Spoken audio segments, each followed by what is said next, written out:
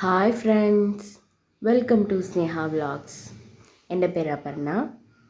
എല്ലാവരും സുഖമായിരിക്കുന്നല്ലോ. അപ്പം ഞാനിന്ന് വന്നിട്ടുള്ളത് ഒരു സ്പെഷ്യൽ ചിക്കൻ കറീൻ്റെ റെസിപ്പി ആയിട്ടാണ്.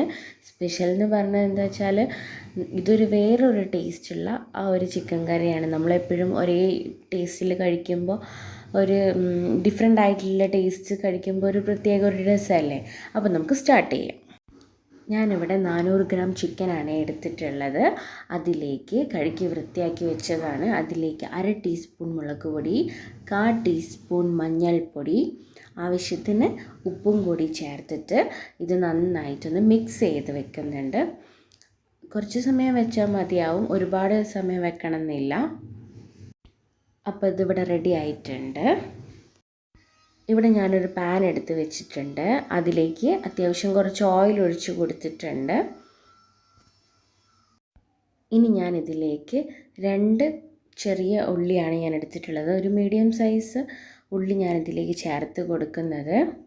അപ്പം ഞാനിവിടെ ഓയിൽ എടുത്തത് ഈ ഉള്ളിയൊക്കെ നന്നായിട്ട് ഈ എണ്ണയിൽ മുങ്ങിക്കിടക്കണം, അതിന് വേണ്ടിയിട്ടാണ്.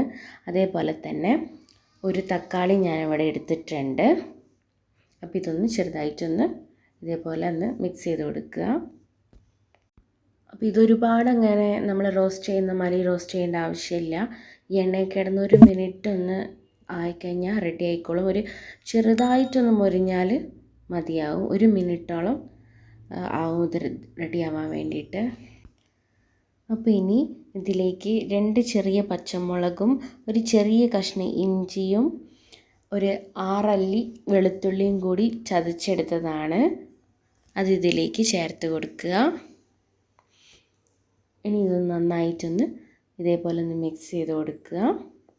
ഇതിൻ്റെ പച്ചമുളകൊന്ന് മാറുന്നത് വരെ എണ്ണയിൽ കിടന്നാൽ മതിയാവും. അപ്പോൾ ഇതിവിടെ റെഡിയായി വന്നിട്ടുണ്ട്. 1 മിനിറ്റ് കൊണ്ട് തന്നെ റെഡി ആയിട്ടുണ്ട്. ഇനി ഇത് കുറച്ചായിട്ട് ഞാൻ എടുത്ത് മാറ്റി വെക്കുകയാണ്. അപ്പോൾ ഇനി ഇതൊന്ന് നമുക്ക് നല്ല പേസ്റ്റാക്കി അരച്ചെടുത്ത് വരാം. അപ്പോൾ ഈ എണ്ണ ബാക്കിയുള്ള എണ്ണ നമുക്ക് ആവശ്യമുണ്ട്. അപ്പോൾ അതങ്ങനെ തന്നെ അവിടെ ഇരിക്കട്ടെ. അതിലാണ് നമ്മൾ ചിക്കൻ ഫ്രൈ ചെയ്തെടുക്കുന്നത്. അപ്പോൾ ഞാൻ ജാറിലേക്ക് ഇട്ട് കൊടുത്തിട്ടുണ്ട്. ഇതൊന്ന് പേസ്റ്റാക്കി എടുക്കാം. അപ്പം നമ്മുടെ പാത്രത്തിൽ നേരത്തെ നമ്മൾ ഫ്രൈ ചെയ്തെടുത്ത ഓയിൽ ഇവിടെ ഉണ്ട്. അപ്പം ഞാനിവിടെ കുറച്ചുകൂടി ഓയിൽ ചേർത്ത് കൊടുത്തിട്ട് നമ്മുടെ ചിക്കൻ ഇതിലേക്ക് ഇട്ട് കൊടുക്കുകയാണ്. അപ്പോൾ ഇതൊന്ന് ചെറുതായിട്ടൊന്ന് പൊരിച്ചെടുക്കണം. ചെറിയ രീതിയിലൊന്ന് ഫ്രൈ ചെയ്തെടുത്താൽ മതിയാവും. അപ്പം നമ്മുടെ ചിക്കനൊക്കെ ഇവിടെ മുഴുവനായിട്ട് ഇട്ട് കൊടുത്തിട്ടുണ്ട്. ഇനി ഇത് ചെറുതായിട്ടൊന്ന് ഫ്രൈ ചെയ്തെടുക്കണം. അപ്പോൾ ഇത് 2 മിനിറ്റ് ആവുമ്പോൾ ഇതേപോലെ ഒന്ന് മറിച്ചിട്ട് കൊടുക്കാം. അപ്പോൾ ഒരുപാടൊന്ന് ഫ്രൈ ചെയ്തെടുക്കണ്ട, ചെറിയ രീതിയിലൊന്ന് ഫ്രൈ ചെയ്തെടുത്താൽ മതിയാവും. അപ്പം ഞാനിതൊന്ന് മറിച്ചിട്ട് കൊടുക്കട്ടെ.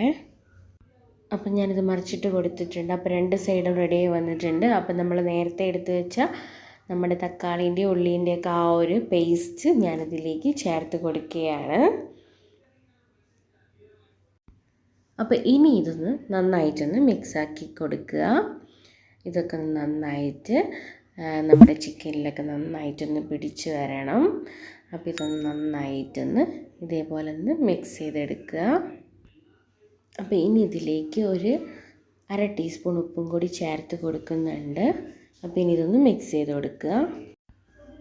അപ്പോൾ ഇതാ കണ്ടില്ലേ, ഇതേപോലെ ഒന്ന് നന്നായിട്ടൊന്ന് തിളച്ച് വരുമ്പോൾ ചൂടൊന്ന് കുറച്ച് വെച്ചിട്ട് അതിലേക്ക് ഒരു 1/4 ടീസ്പൂൺ ഗരം മസാല പൊടിയും അതേപോലെ തന്നെ 1 ടീസ്പൂൺ മല്ലിപ്പൊടിയും ചേർത്ത് കൊടുക്കുന്നുണ്ട്. അപ്പോൾ ഇതൊന്ന് ചൂടൊന്ന് കുറച്ച് വെച്ചിട്ട് ഇതേപോലെ ഒന്ന് ഇളക്കി കൊടുക്കുക. ഇതൊക്കെ ഒന്ന് നന്നായിട്ടൊന്ന് മിക്സ് ചെയ്ത് കൊടുക്കണം. ഇതിൻ്റെ പച്ചക്കുത്തൊക്കെ ഒന്ന് മാറി വരട്ടെ.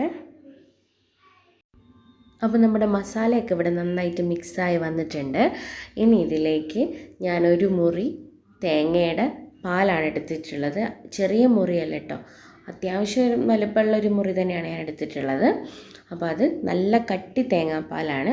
അത് ഇതിലേക്ക് ചേർത്ത് കൊടുത്ത് ഇതേപോലെ നന്നായിട്ടൊന്ന് മിക്സ് ചെയ്തെടുക്കാം. അപ്പം നമ്മുടെ തേങ്ങാപ്പാൽ ഇവിടെ തിളച്ച് വന്നിട്ടുണ്ട്. ഇനി ഇതിലേക്ക് ഒരു 3/4 ടീസ്പൂൺ കുരുമുളക് പൊടിയാണ് ഞാനിതിലേക്ക് ചേർത്ത് കൊടുക്കുന്നത്. അപ്പോൾ ഇതൊന്ന് നന്നായിട്ടൊന്ന് മിക്സ് ചെയ്ത് കൊടുക്കുക. അപ്പോൾ നമ്മുടെ കറി ഇവിടെ റെഡി ആയിട്ടുണ്ട്. അപ്പോൾ നമ്മുടെ പാല് തിളച്ചതുകൊണ്ട് ഇനി അധികം തിളപ്പിക്കേണ്ട ആവശ്യമില്ല. അതിലേക്ക് കുറച്ച് കറിവേപ്പിലയും കൂടി ചേർത്ത് കൊടുത്തിട്ട് നമുക്ക് തീ ഓഫ് ചെയ്യാം. അല്ലെങ്കിൽ നമ്മൾ തേങ്ങാപ്പാലായതുകൊണ്ട് തന്നെ പിരിഞ്ഞു പോകും. അപ്പോൾ നമ്മുടെ കറി ഇവിടെ റെഡി ആയിട്ടുണ്ട്. ഉപ്പ് വേണമെങ്കിൽ ചേർത്തിട്ട് നോക്കിയിട്ട് നിങ്ങൾ ചേർക്കുക. അപ്പം നമ്മുടെ ചിക്കൻ കറി ഇവിടെ റെഡി ആയിട്ടുണ്ട്. അപ്പം നല്ലൊരു ടേസ്റ്റുള്ള കറി തന്നെയാണിത്. അപ്പം ഇതൊരു ഡിഫറെൻ്റ് ആയിട്ടുള്ള നല്ല സൂപ്പർ ടേസ്റ്റ് ആയിട്ടുള്ള കറിയാണ്. അപ്പം നമ്മളെപ്പോഴും ഒരേപോലെ തന്നെ കഴിക്കുമ്പോൾ നമുക്ക് ഇഷ്ടമുണ്ടാവില്ല. അപ്പോൾ ഈ ഒരു ഡിഫറെൻ്റ് ആയിട്ടുള്ള ആ ഒരു കറി കഴിക്കുമ്പോൾ നമുക്ക് എന്തായാലും ഇഷ്ടമാവും. അപ്പം നിങ്ങൾ എന്തായാലും ട്രൈ ചെയ്ത് നോക്കണം. അപ്പോൾ ഇത് ഒരു തിക്ക് ഗ്രേവിയോടെയാണ് നമ്മൾ സെർവ് ചെയ്യുന്നത്. അപ്പോൾ ഒരുപാട് അങ്ങനെ ഗ്രേവി ആയിട്ട് ഉണ്ടാവില്ല, ഒരു തിക്ക് ഗ്രേവിയാണ്. അപ്പം നല്ല ടേസ്റ്റാണ്. ചപ്പാത്തിക്കും പൊറോട്ടയ്ക്കും നൈസ് പത്തിരിക്കും പുട്ടിനും എന്തിൻ്റെ കൂടെയും കഴിക്കാം. അപ്പോൾ ചോറിൻ്റെ കൂടെ കഴിക്കുന്നതിനേക്കാളും ഇതിൻ്റെ കൂടെയൊക്കെ കഴിക്കുമ്പോഴാണ് സൂപ്പർ ടേസ്റ്റ്. അപ്പം നല്ലൊരു ടേസ്റ്റുള്ള കറി തന്നെയാണിത്. അപ്പം നിങ്ങൾ എന്തായാലും ട്രൈ ചെയ്ത് നോക്കുക. അപ്പോൾ എൻ്റെ ഈ വീഡിയോ നിങ്ങൾക്ക് ഇഷ്ടമായിട്ടുണ്ടെങ്കിൽ ലൈക്ക് ചെയ്യുക, സബ്സ്ക്രൈബ് ചെയ്യുക, തൊട്ടടുത്ത് കാണുന്ന ബെൽ ബട്ടണും കൂടി പ്രസ് ചെയ്യുക. അപ്പോൾ എല്ലാവരും ഹെൽത്തി ആയിട്ടിരിക്കുക, ഹാപ്പി ആയിട്ടിരിക്കുക. അപ്പം മറ്റൊരു വീഡിയോ ആയി വീണ്ടും കാണാം. Bye friends.